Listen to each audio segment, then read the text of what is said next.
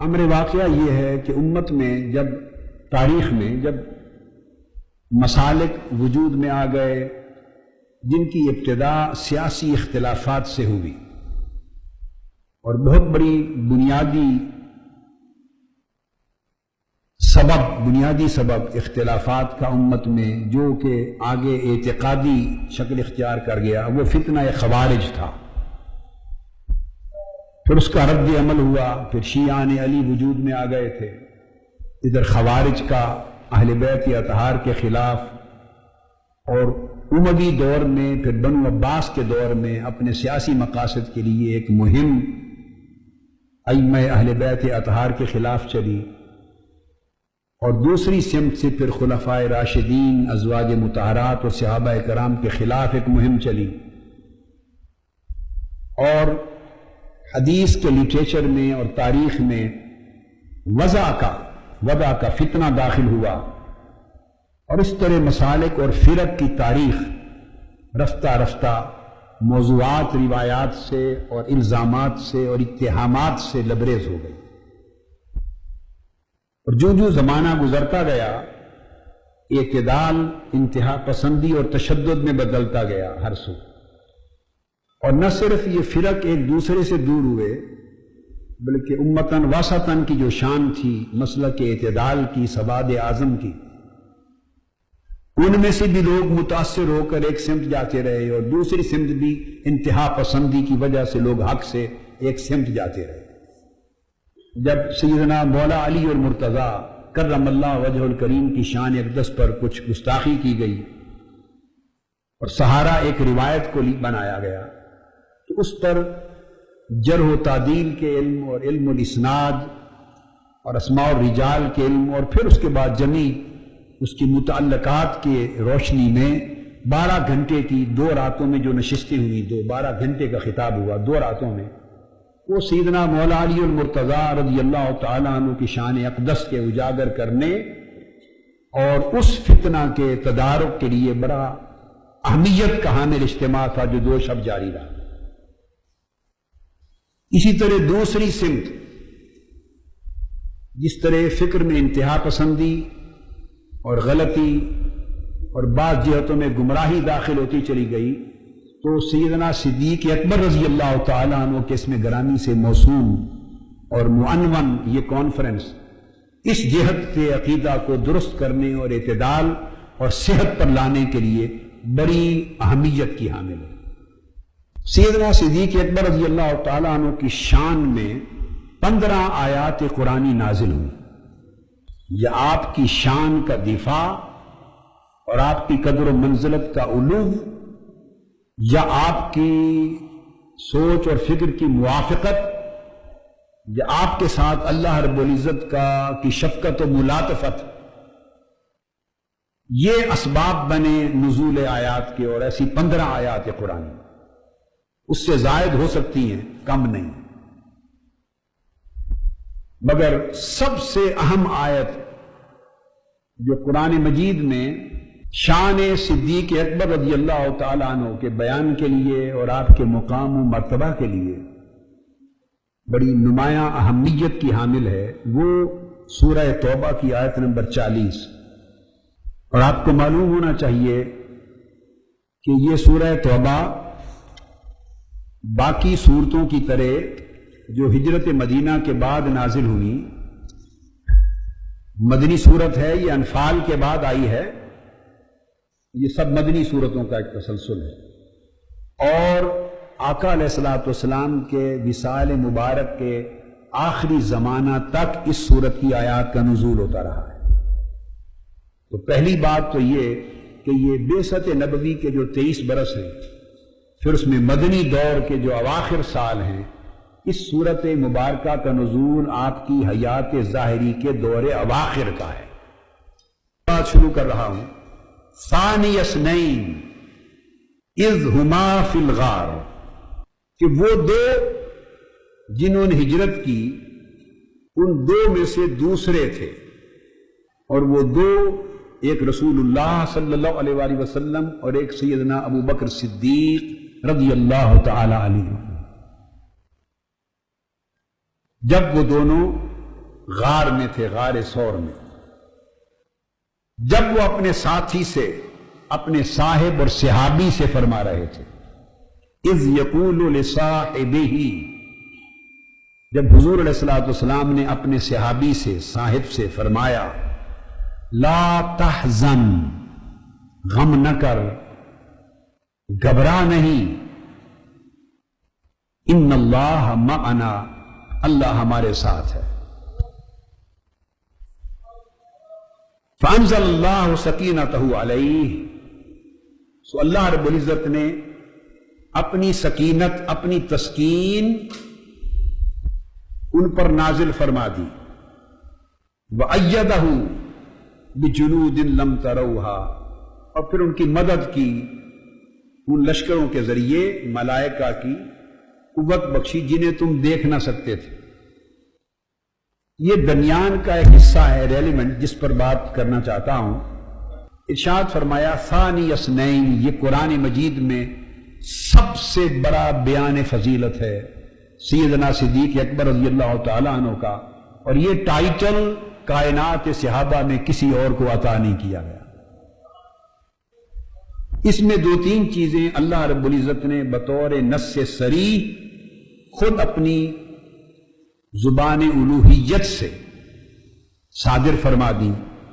ایک تو اذ یقول لصاحبہ، جب حضور علیہ السلام اپنے صحابی سے یہ فرما رہے تھے، الحمد سے والناس تک نص صریح کے ساتھ، ایک ہی فرد ہیں 1,14,000 یا 24,000 صحابہ کرام کی جماعت میں سے، کہ نص صریح سے جن کی صحابیت پر اللہ رب العزت نے مہر تصدیق لگا دی،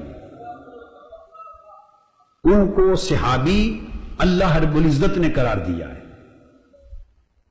گویا نام لے کر، اذ یقول لصاحبہ، اس پر کوئی اختلاف نہیں کہ غار ثور میں 2 تھے، قرآن کہتا ہے اثنین، 2 تھے۔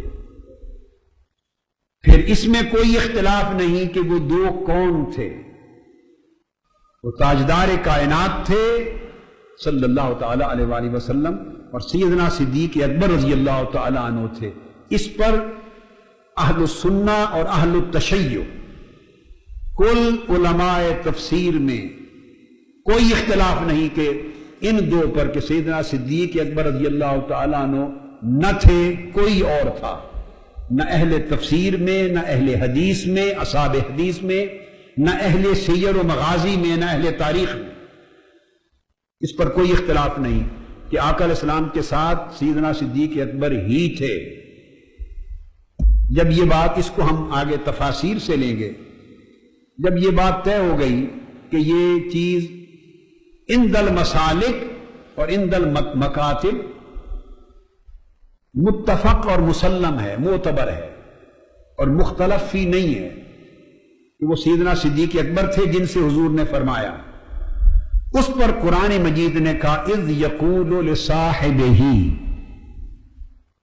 کسی کو آقا علیہ السلام نے بتایا یہ میرے صحابی، کسی کو تاریخ، اسماء اور رجال اور سیر کے کتب کے ذریعے علماء نے جانا اور ہمیں بتایا کہ فلاں فلاں حضور کے صحابی ہیں، مگر قرآن کی نص میں ایک شخص ایسا بھی ہے جس کو اللہ نے فرمایا کہ مصطفیٰ کا صحابی ہے، اور وہ سیدنا صدیق اکبر رضی اللہ تعالیٰ عنہ۔ تو آپ کی صحابیت نص سے، قرآنی سے ثابت ہے۔ تو اگر کوئی شخص آپ کی صحابیت کا انکار کرے، وہ نص قرآنی کے انکار کی وجہ سے کافر ٹھہرایا جائے گا، کافر ٹھہرایا جائے گا، اس کے لیے کوئی گنجائش مسلمان ہونے کی نہیں رہے گی کہ اس نے نص قرآنی کا انکار کیا ہے۔ باقی تمام مقامات جس جس کی بھی شان میں آئے ہیں، وہ تفسیر طلب ہیں، وہ تعویل طلب ہیں، اس میں اقوال ہے۔ اسی آیت میں بھی آگے اقوال آئیں گے کہ فانزل اللہ سکینتہ علیہ، ہو کی ضمیر کا مرجع کون ہے، علیہ کا مرجع کون ہے، ایدہ میں ہو کا مرجع کون ہے، اقوال ہیں ائمہ تفسیر کے ہاں، ہر چیز پر اقوال ہیں۔ مگر ایک بات پر اگر کوئی دوسرا قول نہیں ہے تو وہ یہ بات، دو باتیں ہیں، ثانی اثنین کہ حضور کے ساتھ دوسرا کون تھا، وَإِذْ يَقُولُ لِصَاحِبِهِ کہ جب وہ اپنے صحابی سے فرما رہے تھے. ان دو باتوں پر کوئی دوسرا قول نہیں ہے، قول واحد ہے. سو آپ کی صحابیت کا انکار کرنا، مطلقاً صحابیت کا انکار کرنا، یہ نص صریح کا انکار اور کفر ہے.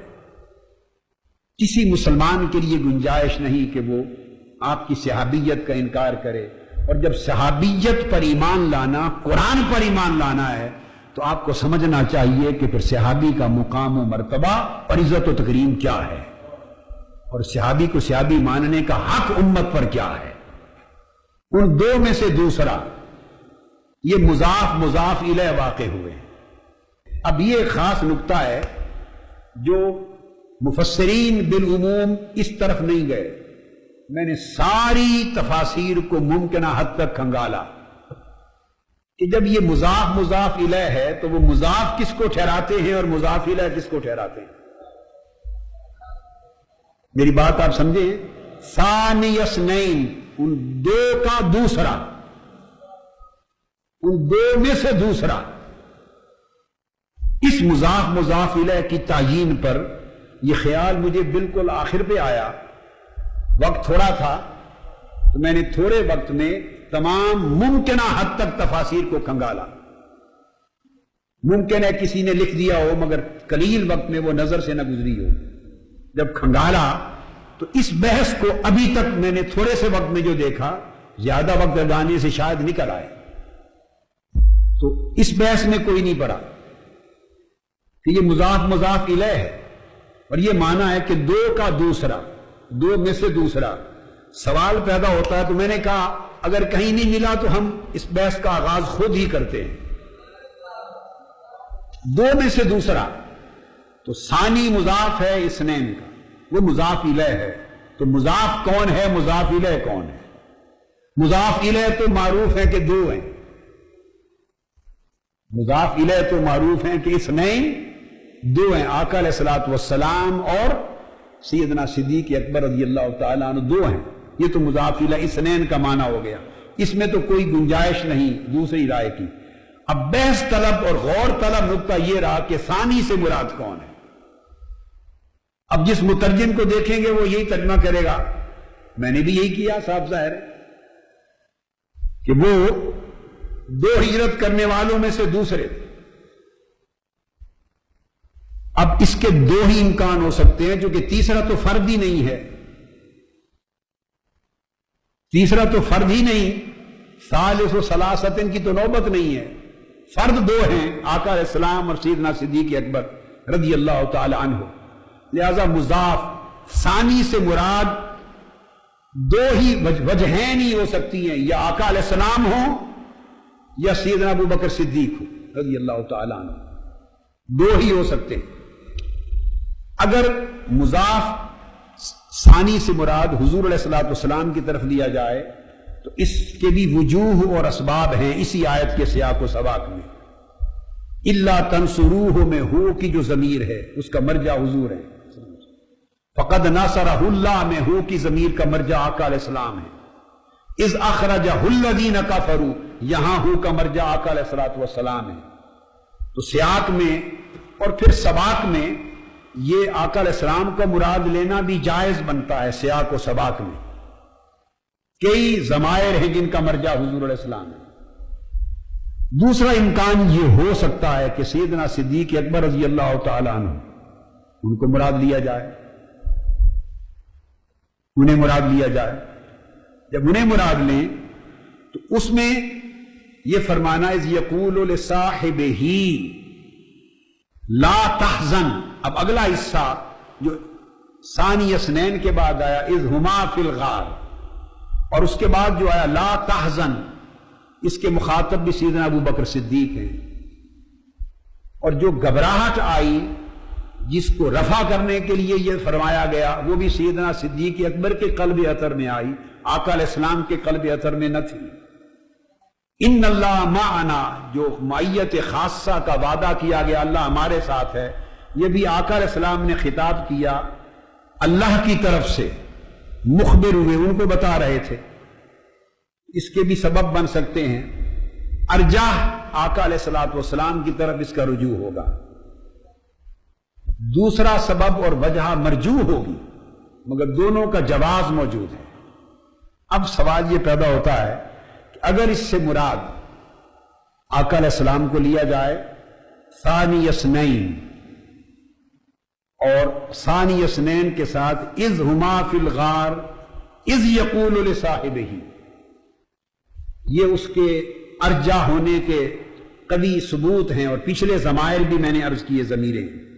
یوں کہا جائے تو معنی یہ ہوگا، اب توجہ کریں، یہ مرجع آقا علیہ السلام کو مراد لینا ارجح ہے. ضمائر سیاق و سباق میں اس کو تقویت دیتے ہیں. اس صورت میں معنی یہ ہوگا کہ ثانی اثنین، دو میں سے دوسرا، یعنی آقا علیہ الصلوۃ والسلام جب وہ غار میں تھے اور اپنے صاحب یعنی صحابی سے فرما رہے تھے کہ نہ گھبرا، اللہ ہمارے ساتھ ہے، اس میں ثانی سے مراد آقا علیہ السلام ہے جب وہ فرما رہے تھے. تو اگر یہ مراد ہوا تو اس کا دلالت اور اشارت اور اقتضاء نص کا وہ ایک سمت ذہن کو لے جاتا ہے کہ اللہ رب العزت اپنے کلام میں حضور علیہ السلام کو فرما رہے ہیں کہ ان دو میں سے دوسرا یہ فرما رہا تھا، ان دو میں سے دوسرا یہ فرما رہا تھا اپنے صحابی اور ساتھی کو کہ ابو بکر نہ گھبرا، اللہ ہمارے ساتھ ہے. تو گویا اثنین میں ثانی حضور کو فرمایا، اور آقا علیہ السلام مرتبے میں تو ثانی ہو نہیں سکتے. اب بات مرتبے میں تو وہ ثانی ہو نہیں سکتے، مرتبے میں تو وہی اول ہیں. اب وہ تو ثانی ہے اثنین میں، وہ دو کے عدد میں ثانی ہے. تو اگر اثنین حضور علیہ السلام اثنین میں سے ثانی دوسرے سے مراد حضور کی ذات ہوئی، تو گویا پھر اثنین کبھی ثانی کا وجود نہیں ہوتا اثنین میں جب ایک اول نہ ہو. تو مرتبے میں تو ثانی آقا علیہ السلام ہوئے، اور اس لحاظ سے اول ابو بکر صدیق بنے، اور صدیق اکبر کی اولیت مرتبے میں تو ہو نہیں سکتی. تو پھر اولیت کس میں ہوئی؟ تو گویا حضور کو ثانی کہہ کر اللہ رب العزت نے یہ مہر ثبت کر دی کہ ابو بکر وفا میں تو اول ہے، غلامی میں تو اول ہے، میرے محبوب کی خدمت میں تو اول ہے، میرے محبوب کی جانثاری میں تو اول ہے، اور میرے محبوب کی حفاظت میں سب کچھ لٹا کر چھوڑ کر آ جانے میں تو اول ہے، ہجرت میں تو اول ہے، وفا میں تو اول ہے، ایثار میں تو اول ہے، جانثاری میں تو اول ہے. مرتبے میں مصطفیٰ اول ہیں، اور جب ان کو ثانی کہہ دیا تو کوئی اول بھی تو ہوا نا اثنین میں. اول ابو بکر رہے، جب اول ابو بکر ہوئے تو وہ مرتبے میں تو اول ہو نہیں سکتے. اب ابو بکر وفا میں اول ہوئے، جب وفا میں اولیت صدیق اکبر کی ہوئی تو فضیلت کہاں سے کہاں جا پہنچی.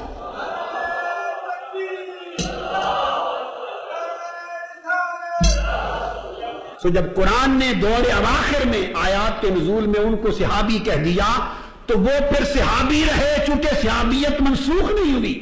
اور اگر معاذ اللہ بعد از رسول ان کی صحابیت میں کوئی نقص واقع ہو جانا ہوتا تو ہر کوئی کہتا، مگر عالم الغیب کبھی صحابی نہ کہتا. جس زبان نے آپ کو صحابی کہا وہ ماضی کو بھی دیکھ رہی ہے، وہ مستقبل کو بھی دیکھ رہی ہے، وہ عہد رسالت مآب کو بھی دیکھ رہی ہے، اور بعد از وفات کیا ہونے والا ہے وہ بھی دیکھ رہی ہے، وہ عہد صحابہ بھی دیکھ رہی ہے نگاہ خدا، اور بعد کا دور بھی اول کا دور سب سامنے ہے. جب سارے ادوار سامنے رکھ کر وہ خود فرما رہا ہے لے صاحب ہی ابو بکر تم صحابی بنا دیے گئے. تو جس کو خدا نے صحابی بنایا اس کی صحابیت کو کوئی رد نہیں کر سکتا تاکہ کہ وہ خود کو خدا سے بڑا کہنے کا دعویٰ کرے.